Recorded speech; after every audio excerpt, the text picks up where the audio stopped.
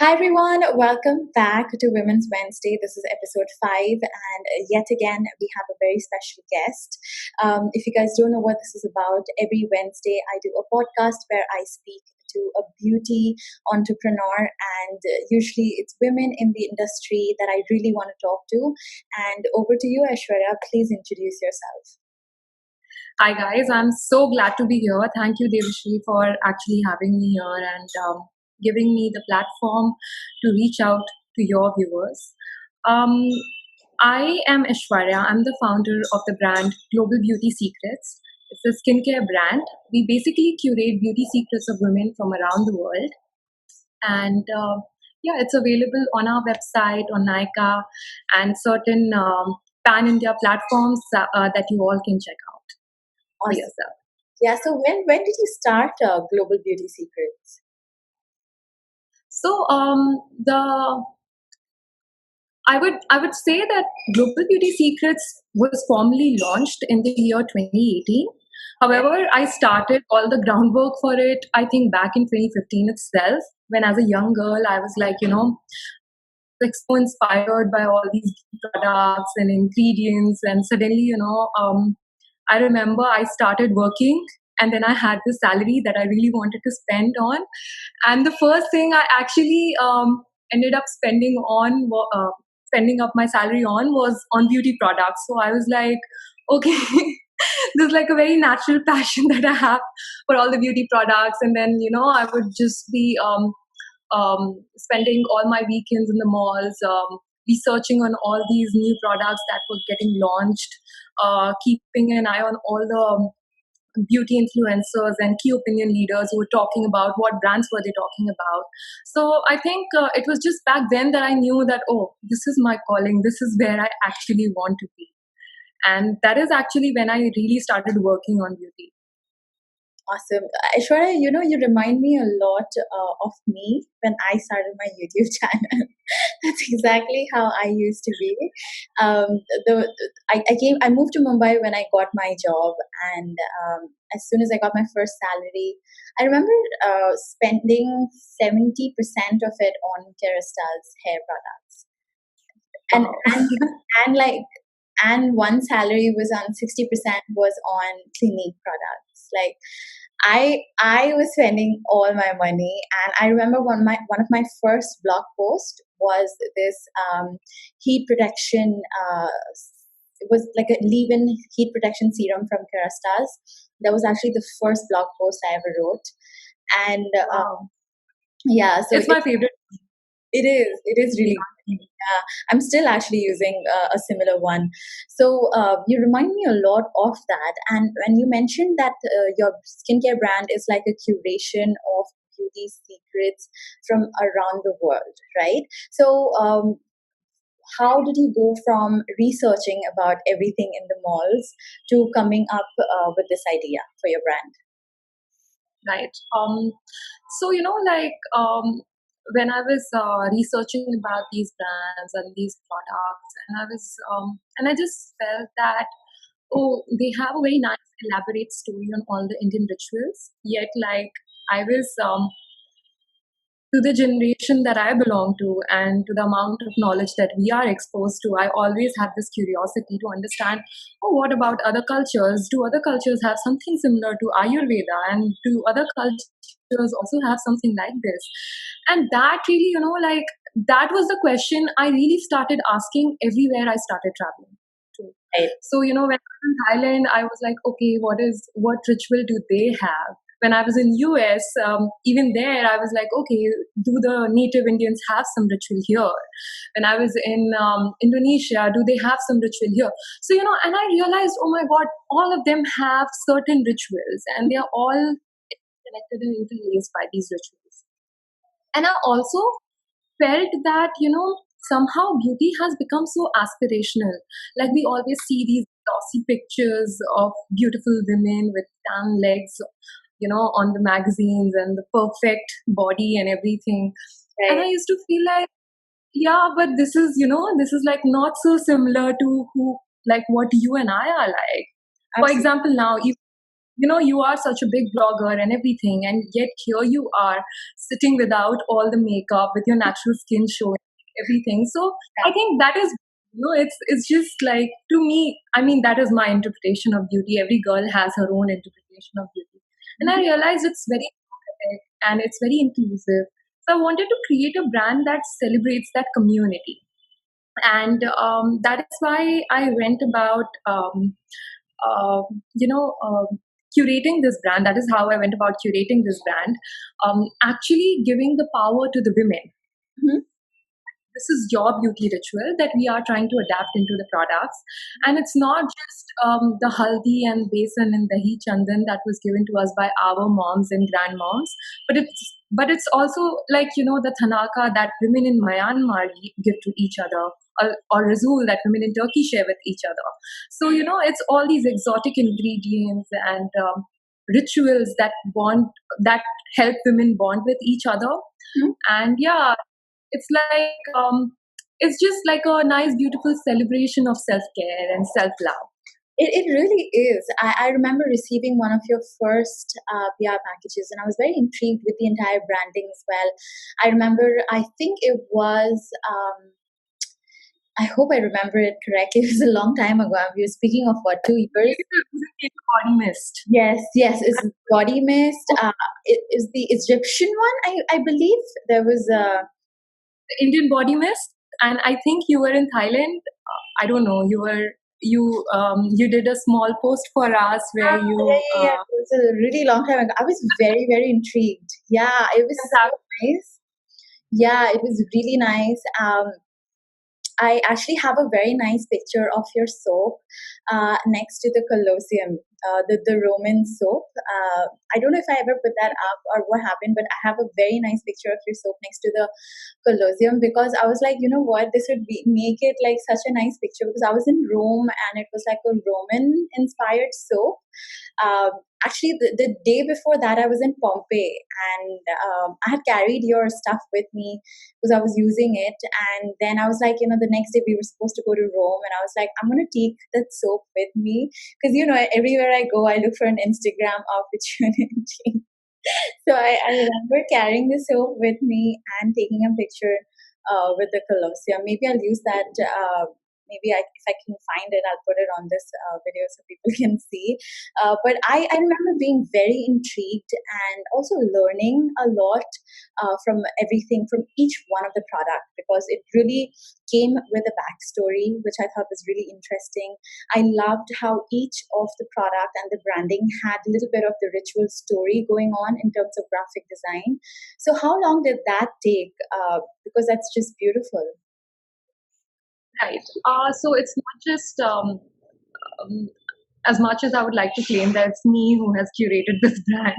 I think it's definitely the hard work of lots of people who have put in a lot of their own hard work behind this, their own um, um, ideas behind this, and that has really helped add to the brand. The entire process of really putting this brand together took me almost a year, and I worked with, initially I worked with Nikita, Smriti, Jayesh, all three of them to, put these ideas together. And they really helped me because we initially started out with a very nice storyline of, simple packaging and just nice bath and body range. Mhm. And then we were a little bit ambitious in the process and we were like, okay, let's push for skincare as well. Oh, the packaging, let's have something different. Let's not just talk about ingredients, let's just talk about the women and the culture and where is it coming from. So if this product sits on the shelf, how is it going to be different than other brands? Is it just going to be like the mogra painted on the label like the other brands have, or is it going to be this um, Greek woman dressed up in her cultural attire next to the Greek monuments? Yeah, and it definitely translates really well. So, how many different kinds of beauty rituals do you have now? So, I remember you, I think I know of the Roman one. Of course, there's the Indian one. Now that you mentioned there's a Greek, what else do you have? Right. So the we are constantly trying to adapt the ritual in its most authentic form. We are still trying to work on the much more better prototypes of our products, trying to make it more authentic, more closer to the culture, more closer to the ingredient, more closer to the nature. You know, how we are different in terms of other bath and body brands who have these exotic ingredients is, they take an ingredient and they curate like a body butter, body wash, body cream, everything out of that particular ingredient. Right. However, at GBS, we try and stick to creating a product for that ingredient just for the purpose that the culture itself uses. So if the Razul is used as a body mask or a hair mask, we'll try and bring it forth only like that. We'll not create like a shampoo out of that. We'll not create like any other products out of that. And we are trying to get like more raw, more organic formulations for the people who are interested in buying our products, or the people who are interested in trying out our products. Right. And So, yeah, so what I was asking was actually like, what are these rituals that you have? So I'm guessing you're. Yeah. so we have hammam from Turkey. Then we have the Japanese Nara ritual. We also have the Subaki Abura of the geishas from Japan. Then we have the uh, um, God Ra's flesh of gold. So it's the good Egyptian gold dust mask that we have. Then we have Cleopatra's beauty secret of castor and honey mixed with 18 plus essential oils. Then we have the Indian rose and kevra body mist, which is one of the most ancient fragrances in India. It's borrowed out of Panchamrita as a ritual. Then we have a Panchamrita inspired Indian ritual. We also have a Thai lemongrass body wash inspired by the Lupra Cove ritual. And I think, yeah, and then we have soaps. The Roman wine soap. Wine was considered an anti-aging elixir um, by the Romans. So we have something dedicated to that. We have the French plum butter soap, which is one of our best sellers. It's enriched with French plum butter, which is very moisturizing, hydrating as an ingredient. And yeah, and the Turkish range, which has Razul Clay. which is just on its way. We are about to launch it. Mm. So earlier we had the Razul hair mask, and then it did so well. Then we wanted to actually bring forth a formulation that would actually be suited not just for the hair but also for the face and for the body. So we are getting forth the actual real clay in form of Razul mineral mud. We have the rose and mint shampoo and conditioner. So, and yeah, one of our top sellers, which is the Greek body moisturizer and charcoal face mask. Cool. That's a very wide range of products, and all of them, like as you were listing them, just intrigued me one after the other. So I'm pretty sure, like all of this must have taken you a lot of time to kind of research and curate, and with all of that comes a lot of setbacks and failures. So, what was that like for you? Did you have any? Oh, we had many to start with. It's never easy to, like as as indulgent it is to be a part of the, of creating a beauty brand, as indulgent as it looks. It's not a straight road at all. However, I must tell you, for whoever is out there, who's aspiring to build a beauty brand or who has a beauty brand, it's worth it. Like the satisfaction of holding all so much of the result of so much of hard work in your hand, it's really worth it. So first of all, like the biggest failure that I had was of the packaging. I was very, like, we were very ambitious about the initial version of the packaging that came out. We somehow went with the paper labels, and somehow, the labels started to get destroyed because of environmental conditions, and that is something we could not have anticipated. That was one big logistical a failure that we could not foresee then, but now that we know of. Another failure that I encountered was, most of the times the things that you plan with the people that you plan, somehow it's very difficult to see it through, just to simply see it through. Like, even when it comes to marketing communications, like, you say one thing to one person, and then somehow by the time it actually reaches the audience, it somehow, gets diluted, or somehow the essence just comes forth very differently. So initially I realized that, and then I realized that, oh, maybe the key to a successful brand communication is to really keep it original rather than try any communication to the intended audience. It's much better if you just, like, let the storytellers tell it the way it is, or Yeah. the way they experience it. So these are a few of the things that I encountered, and yeah. Yeah, so what I see is that what it did was it didn't stop you, it just taught you how to be better. And I think that is the only way to look at setbacks and only way to look at failure. Because imagine if you were perfect to begin with, you wouldn't be where you are now. Because you made a mistake with the paper packaging, so you made that better and you learned from that, and it goes on. And I'm pretty sure you're communicating with your audience better because of what you've learned. So Right. it is It's more yeah, 100%. And now you learn how to be more transparent, your wordings, everything. And one last thing that I actually ask everyone that's on the show is, what is like this one last parting word that you would give to my audience, who are these young girls who are very ambitious, who obviously love the beauty industry. That's why they're on this channel listening to you and I. What is your parting words of wisdom, motivation, inspiration? It could be anything.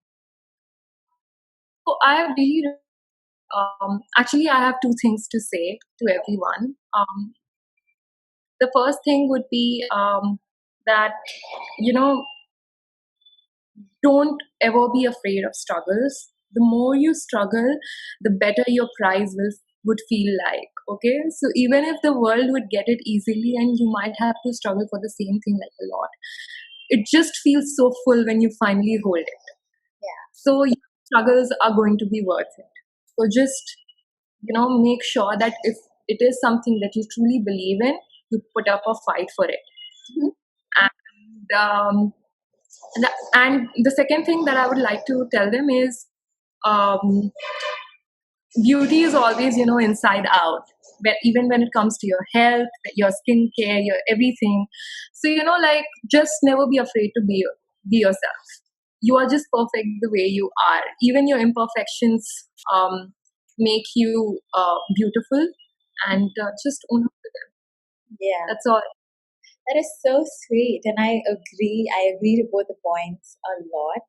I think this is one of the most interesting chats that I've had, and you're such a bubbly, happy, positive person to be around. Like, I've had such a lovely time talking to you.